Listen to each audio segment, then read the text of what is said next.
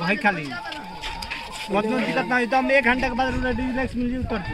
तारे के बाकी जाए के बाद वो जे गड़िया लागल बस दर्द का हो गलो दर्द के हो गए जी खराब हो गए मेरा दर्द खा ले के ठीक बा जान खावा बढ़िया खा खाली खाली हवा लग गया खा लीजिए दिक्कत ना खाली खा दवाइयाँ दे दी ना ना गैस का दे दे इधर दवाइयाँ खाली दर्द का खाई दे दे खाई दर्द के खाई आराम से कारो करो जा कम से कम एकदम बिल्कुल बिल्कुल